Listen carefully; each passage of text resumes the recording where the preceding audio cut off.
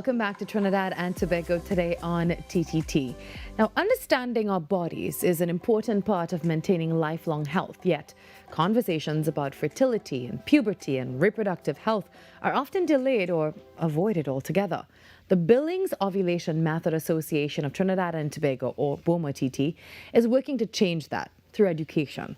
The nonprofit organization promotes natural fertility awareness and is preparing to host two upcoming initiatives: a mother and daughter time session designed to help mothers and female guardians confidently discuss puberty and body changes with girls aged 9 to 17, as well as an online natural fertility awareness workshop focusing on reproductive health, perimenopause, and menopause for women in their late 30s, 40s, and 50s.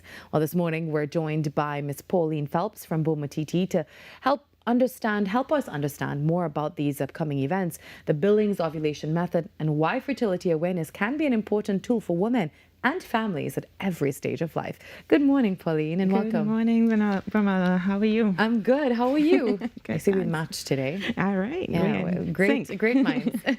Well, Pauline, many people may have heard the name Billings Ovulation Method. I'm pretty sure, but they're not quite sure what this is. So can you please explain what it is in simple terms and how does it work? Okay. Well, it's a natural method of fertility awareness. And simply, it's paying attention to the body signs of fertility and infertility so that women could achieve pregnancy, postpone pregnancy as couples, or women could monitor their reproductive health. So we believe that every woman ought to know this because it's basically the signs of her body and learning those signs. And well, there's always, sometimes a misconception that fertility awareness is only for women who are trying to get pregnant. Now, who can actually benefit from understanding their fertility and menstrual cycle? Everybody, all women, from menarche, from the time a young girl develops, she starts her periods and so forth, she can start to learn more about her body and the signs that are normal and natural and what to expect and what not to expect. So that's why we are available to mothers and fathers too, because we often get complaints, well, you don't just talk to mothers, talk to fathers too about, how to talk to the baby girls. Yes, we need to remove that stigma, Yes, that indeed. I don't want to have that conversation, I'm so embarrassed, or let's not talk about periods in the home. And I think we are really doing a great job now, and organizations like yours really doing a great job in changing all of that. Now, one of your upcoming initiatives, it's on the screen right now, it's Mother and Daughter Time. So what is this and why is it so important for mothers and female guardians to start these conversations with girls between those specific ages of 9 and 17, I believe? Yeah, sometimes even younger. There are parents who have approached us saying, my 8-year-old is starting her period, and they're scared and they don't know what to do, and they're wondering, well, how do we broach this? I mean, she's so young. How to have this conversation with her. What does this mean for your body that's What changing? does it mean? Exactly. So we are here to help them broach that conversation and to keep the girls comfortable. We make it a mother and daughter time, but it's really for any female adult who is caring for a young lady. So be it an auntie, granny, big sister, big cousin, whoever it is, a godmother, bring that little one. And when I say little one, she may be between 9 and 17, but she may be nervous. She may be, scared about what is going on in her body, unable to articulate this is happening, and giving them that space and that time, it's a safe space that they could talk about these serious and important things. Yeah. Yes. Pauline, not to state the obvious, but especially growing up in the Caribbean, West Indian homes, when you as a young girl first get your period, sometimes your parents just don't know how to approach it. I remember I was given a biology book and say, well, we need to have this conversation, but read first, Right. And a lot of times our parents just give us the best that they can with what they were given. Yes. So we need to start breaking that cycle, and I'm happy to hear about mother and daughter time.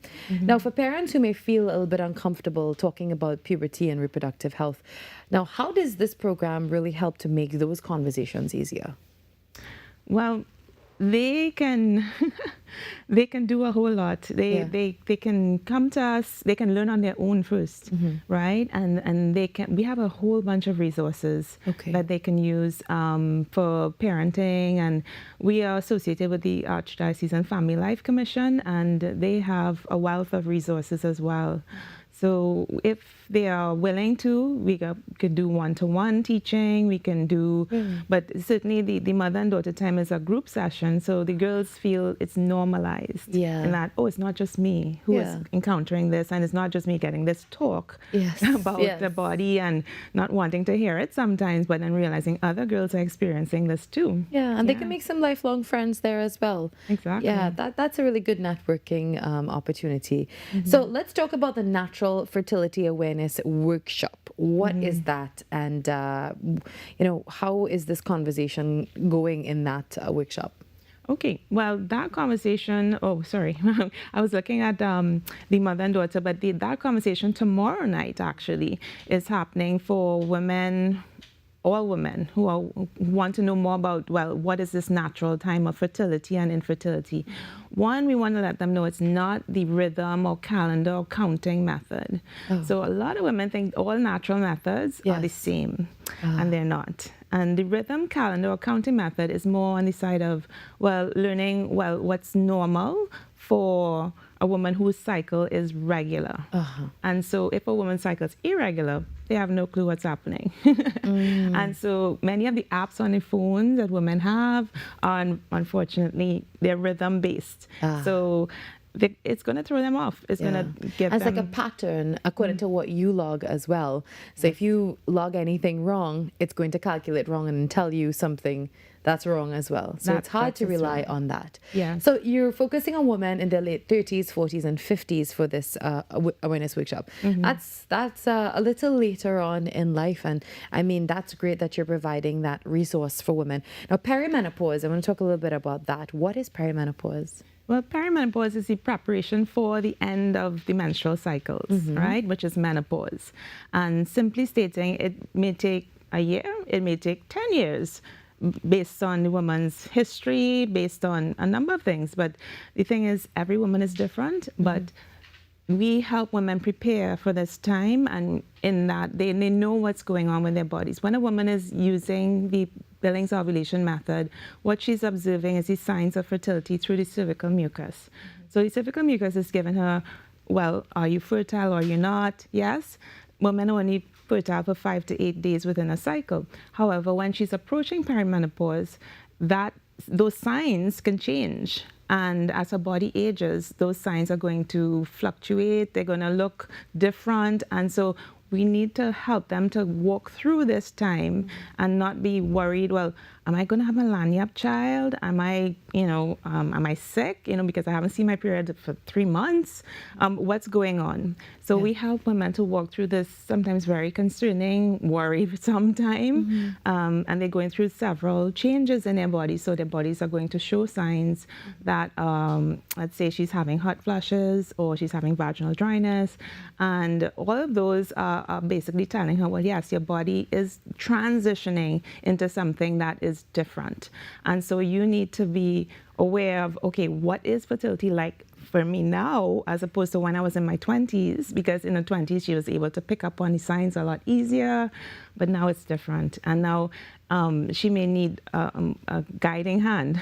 And that's what we offer. We offer teachers, and the best way to learn Billings is with the help of a teacher, but we have booklets and charts and so forth, and an app, yes, but not going to predict her cycle, but she will have the knowledge to say, oh, well, this is what's normal for me, and she will see the patterns, and if she's not seeing the patterns, we are here to assist. Yeah. Yeah. Well, Pauline, before we wrap up, tell us a little bit about the upcoming sessions. How can people get involved or register for these?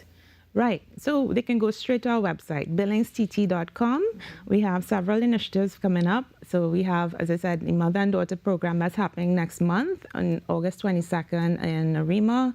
Then tomorrow night, we have a Discover Fertility Awareness. And then, for physicians, for any persons who want to know the in-depth knowledge of the science behind the method, because that is a great deal of information. We have a one-day conference at the Cape Park Hotel on September 19th. That's a Saturday, and all healthcare professionals are welcome to that.